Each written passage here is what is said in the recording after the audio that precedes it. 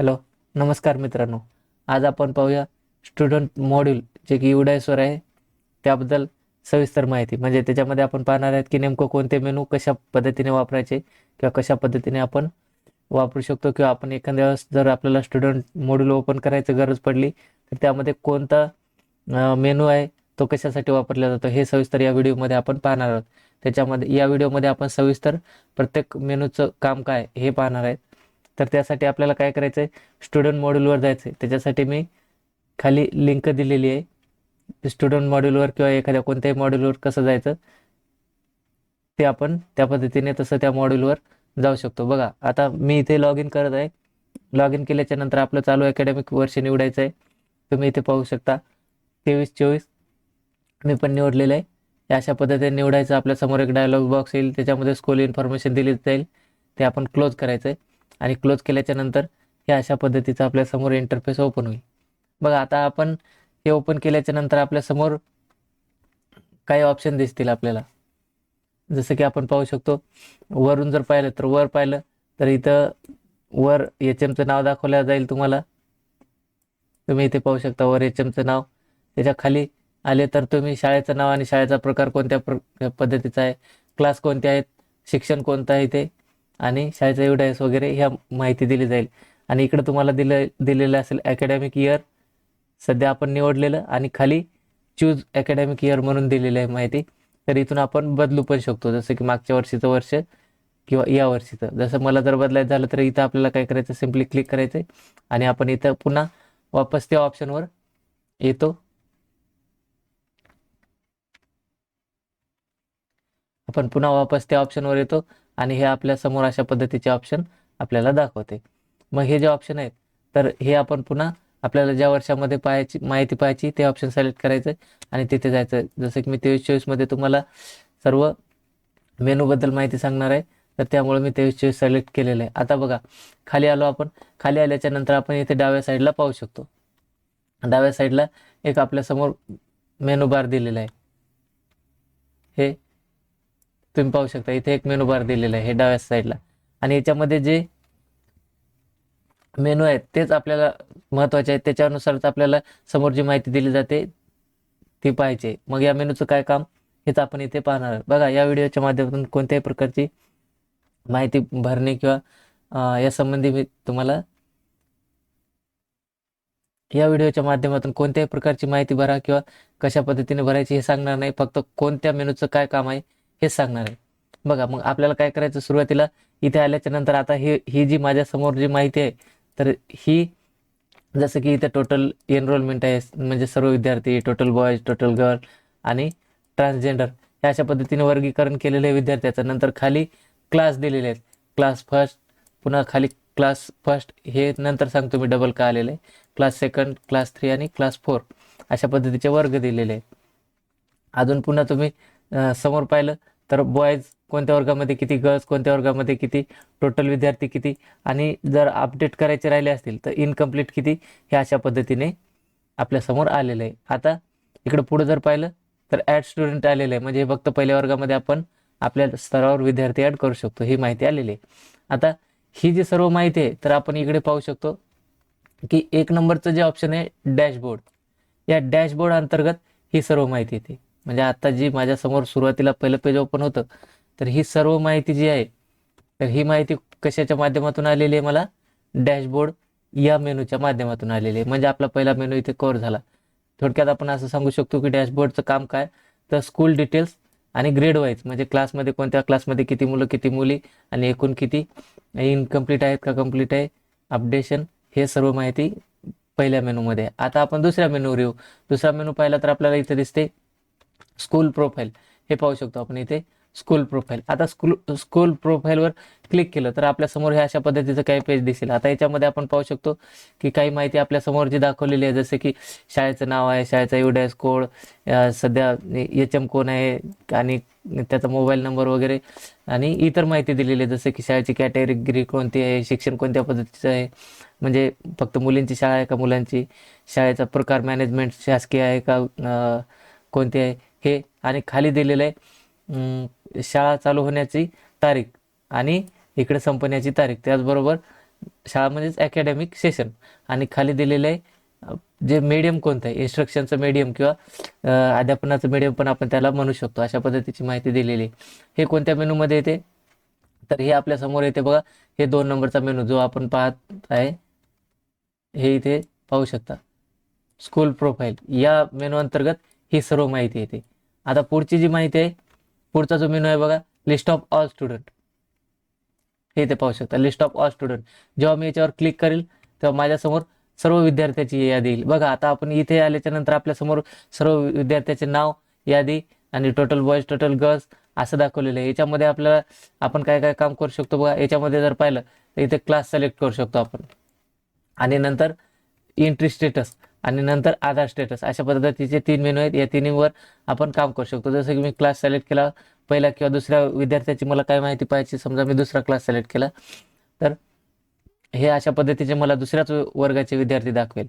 आणि जेव्हा मी सुरुवातीला काही सिलेक्ट केलं नव्हतं तेव्हा शाळेतील सर्व विद्यार्थी दाखवतो. पुढे पाहू शकतो आपण त्या विद्यार्थ्याचं आधार कंप्लीट केलेलं, अपडेशन कंप्लीट केलेलं आहे तर कंप्लीटेड दाखवेल. नॉट स्टार्टेड म्हणजे आपण सुरुवातच केली नाही, आणि इन प्रोग्रेसमध्ये जे इन प्रोग्रेस आहे अशा पद्धतीने माहिती दाखवते. आणि त्याच्या पुढचं जे ऑप्शन आहे तिथे आपल्याला जसं की आधार किती जणांचे उपलब्ध आहेत, पेंडिंग किती आहे, व्हॅलिड किती आहेत आणि व्हेरीफाय किती झाली, या पद्धतीची माहिती आपण इथे पाहू शकतो. हा झाला आपला तिसरा मेनू. आता चौथा जो मेनू आहे तो आहे मॅनेजमेंट सेक्शन. बघा आता मॅनेजमेंट सेक्शनमध्ये काय करायचं आहे की हा जो मेनू आहे हा कशाशी संबंधित आहे, जसं की आपल्या शाळेच्या तुकड्या वगैरे आहेत त्याच्याशी संबंधित आहे. बघा मी याच्यावर आता क्लिक केलं. क्लिक केल्याच्या नंतर ही अशा पद्धतीची माहिती माझ्यासमोर ओपन झालेली आहे. आता पाहू शकता इथं ऑप्शन आलेलं आहे सिलेक्ट क्लास, म्हणजे मला कोणत्या क्लासची तुकडी पाहायची ते सिलेक्ट करायचं. किंवा आता माझ्यासमोर खाली सर्वच क्लास दिलेले आहेत. हे आपण जर खाली आलं तर माझ्या शाळेतील जेवढे काही क्लास आहेत ते सर्व इथे मला दाखवत आहे, म्हणजे 1 पासून 4 पर्यंत. आता आपण पाहू शकतो इथं अजून समोर जर पाहिलं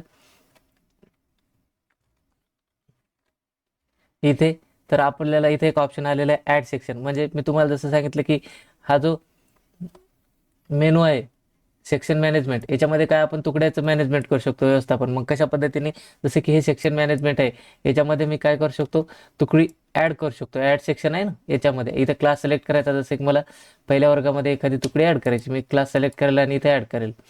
किंवा मला माझ्या वर्गाची तुकडी पाहायची तर मी काय करेल, इथं खाली येईल, या वर्गावर मी क्लिक करेल. हा जो माझा वर्ग आहे, जसं की याच्यामध्ये किती तुकड्या आहेत पाहायच्या मला, हे ते पाहू शकता. इथे 1 आणि 2 तुकड्या अशा पद्धतीने माझ्यासमोर 2 तुकड्या दाखवत आहे. मी तुम्हाला सुरुवातीला दाखवलं होतं की इथे सुरुवातीला पहिल्या वर्गाच्या 2 ओळी दिसत होत्या, तर त्याचं कारण हेच आहे की सेक्शन ए आणि सेक्शन बी असे 2 सेक्शन केलेले आहेत, म्हणून 2 तुकड्या केलेल्या आहेत, म्हणून तिथे 2 वेळेस पहिला वर्ग दाखवत होता. आता पुढचा जो मेनू आहे बघा, याच्यामध्ये एवढंच आहे. बाकी आपण तुकडी एडिट वगैरे नाव बदलू शकता. हे सेक्शन अलाइज म्हणजे त्याला ऑप्शनमध्ये नाव देऊ शकता. अशा पद्धतीचे इथे कामं आपण करू शकतो. आता पुढचं जे पुढचा जो मेनू आहे प्रोग्रेशन ॲक्टिव्हिटी, इथे जर आपण पाहिलं तर प्रोग्रेशनमध्ये काय की विद्यार्थ्याशी संबंधित माहिती आहे, जसं की विद्यार्थ्यांचं प्रमोशन करायचं वगैरे, याच्यावर आपण क्लिक करू. केल्याच्या नंतर पहा हे जे पहिलं मॉड्यूल आहे, या पहिलं जे मॉड्यूल आहे याच्यामध्ये काय विद्यार्थ्याचं प्रोग्रेशन करायचं, म्हणजे त्याला आपण आपल्या भाषेमध्ये प्रमोट करणे असं पण म्हणू शकतो. दुसरं जे आहे दुसरं आहे तर हे आहे इम्पोर्ट मॉड्यूल. या इम्पोर्ट मॉड्यूलमध्ये काय करतो आपण, जे आपल्या शाळेमध्ये विद्यार्थी आलेले आहेत त्यांना इम्पोर्ट करून घेऊ शकतो. आणि शेवटचं जे ऑप्शन आहे हे आहे ड्रॉप बॉक्स किंवा इनॅक्टिव्ह स्टुडंट, म्हणजे आपल्या शाळेमधून जे नेमकं सध्या टीसी घेऊन गेलेले आहेत आणि ते दुसऱ्या शाळेने त्यांच्या शाळेत अजून घेतले नाही, तर ते विद्यार्थी आपल्या या तिन्ही ऑप्शनमध्ये दाखवले जाईल. म्हणजे जर थोडक्यात हे सर्व ओपन करून पाहायचे झाले, जसं की प्रोग्रेशन मॉड्यूल आहे याच्यामध्ये जर मी ओपन केलं तर सध्या हे मुलं इथे स्टेटस दाखवलेले स्टडिंग इन सेम क्लासेस, म्हणजे हे सध्या या क्लासमध्ये आहेत. पुन्हा पुढचं इम्पोर्ट मॉड्यूलमध्ये पाहिलं तर मी इथे पाहू शकतो की इथं PEN म्हणजे स्टुडंट परमनंट नंबर टाकून मी एखादा विद्यार्थी आहे तो माझ्या शाळेमध्ये आला असेल तर त्याला इथून इम्पोर्ट करू शकतो ऑनलाईन. टीसी घेऊन आला असेल तर ऑनलाईन इम्पोर्ट करू शकतो. आणि शेवटचा ऑप्शन आहे ते आहे ड्रॉप बॉक्स किंवा इनॅक्टिव्ह, म्हणजे माझ्या शाळेमध्ये एखादा मुलगा जर अजून टीसी सोडून टीसी घेऊन गेलेला आहे परंतु दुसऱ्या शाळेने घेतलेला नाही, तर तो ड्रॉप बॉक्समध्ये किंवा इनबॉक्समध्ये आपल्याला दिसेल. अशा पद्धतीचं हे जे मॉड्यूल आहे ते अशा पद्धतीने काम करते. पुढचं बघा, पुढचं आहे महत्त्वाचं मॉड्यूल. बघा या संबंधी बऱ्याच जणांना अडचण येत होत्या. हे आहे ट्रान्सफर मॉड्यूल. आता ट्रान्सफर मॉड्यूलवर क्लिक केल्याच्या नंतर आपल्यासमोर हे अशा पद्धतीचं काही ऑप्शन येते. मग हे ऑप्शन आल्याच्या नंतर आपण पाहू शकतो की इथं काय एक दिलेले स्टुडंट पेन म्हणजे स्टुडंट परमनंट एज्युकेशन नंबर. हा जो नंबर आहे हा आपल्याला इथे टाकायचा आहे. आणि आपल्या शाळेमधला एखादा जर विद्यार्थी जर TC घेऊन गेलेला आहे, या मॉड्यूलचं नावच आहे ट्रान्सफर सर्टिफिकेट मॉड्यूल. म्हणजे या मॉड्यूलमधून काय करू शकतो आपण, एखादा विद्यार्थी इथून आपल्या शाळेतून गेलेला आहे ट्रान्सफर होऊन TC घेऊन, तर त्याला इथे त्याचा परमनंट नंबर एज्युकेशन नंबर टाकायचा आहे आणि त्याला आपल्याला ऑनलाईन पण ट्रान्सफर करायचं. मग जेव्हा मी इथे एखाद्या विद्यार्थ्याचा परमनंट नंबर टाकू तर मला खाली आल्याच्या नंतर इथे एक खाली ऑप्शन दाखवेल आणि हे ऑप्शन काय असेल, left school already with TC किंवा खाली आहे इश्यू न्यू TC. हे अशा पद्धतीचे ऑप्शन आहेत. जर आपल्या शाळेतून TC घेऊन गेला असेल तर ह्या पहिला ऑप्शन आपण सिलेक्ट करून त्याला आपल्या ड्रॉप बॉक्समध्ये टाकू शकतो आणि नंतर इथे आपण आपल्या ड्रॉप बॉक्सची लिस्ट पाहू शकतो. म्हणजे तो आपल्या रेकॉर्डला पुन्हा ऑनलाईन दाखवणार नाही, फक्त ड्रॉप बॉक्समध्ये असेल. आता खालचं जे ऑप्शन आहे बघा, पुढचा जो मेनू आहे तो आहे डुप्लिकेट रेकॉर्ड्स. हे पहा, इथे पाहू शकतो पुढचा जो मेनू आहे डुप्लिकेट रेकॉर्ड्स. याच्यावर क्लिक केल्याच्या नंतर आपल्याला काय दाखवेल की आपल्या शाळेतले एखादे विद्यार्थी डुप्लिकेट आहे का. तर मग आता हे डुप्लिकेट आपण पाहत असताना कोणत्या माहितीच्या आधारे डुप्लिकेट आहे, जसं की सेक्शन वाईज एखाद्या सेक्शनमध्ये डबल आहे का, क्लासमध्ये आहे का, स्कूलमध्ये आहे का, की आउटसाईड स्कूल किंवा आधार डुप्लिकेट आहे का, असे सर्व माहिती इथे आपण पाहू शकतो. आणि लास्टचं जे ऑप्शन आहे ते तुम्ही पाहू शकता सेक्शन शिफ्ट. इथे आपण शेवटचा ऑप्शन आहे सेक्शन शिफ्ट. याच्यावर आपण क्लिक केल्याच्या नंतर हे अशा पद्धतीचे ऑप्शन आपल्या समोर येतील. आता सेक्शन शिफ्टमध्ये काय मी तुम्हाला थोडक्यात दाखवतो. मी सुरुवातीला डॅशबोर्डवर दाखवलं होतं, हे इथे दाखवलं होतं क्लासमध्ये पहिला वर्ग 2 वेळेस आलेला आहे. याचा अर्थ समोर दिलेला आहे सेक्शन A आणि सेक्शन B. म्हणजे माझ्या शाळेमध्ये पहिल्या वर्गामध्ये 2 तुकडे आहेत, 2 सेक्शन तयार केलेले आहेत. तुम्ही पाहू शकता इथे A आणि B. आता शेवटचं जे मेनू आहे तर त्यामध्ये काय आपल्याला हेच पाहायचं आहे. म्हणजे हे सेक्शन आहे तर सेक्शन शिफ्ट कसे करायचे किंवा एखादा विद्यार्थी एखाद्या सेक्शनमधून दुसऱ्या सेक्शनमध्ये टाकायचा. बघा एखाद्या वेळेस विद्यार्थी तुकडी बदलतात मोठ्या शाळेमध्ये, त्यावेळेस हे उपयुक्त असणार आहे. जसं की मला आता एखादा विद्यार्थी दुसऱ्या सेक्शनमध्ये ॲड करायचा, तर मी काय करेल इथे सेक्शन शिफ्टवर ओके करेल.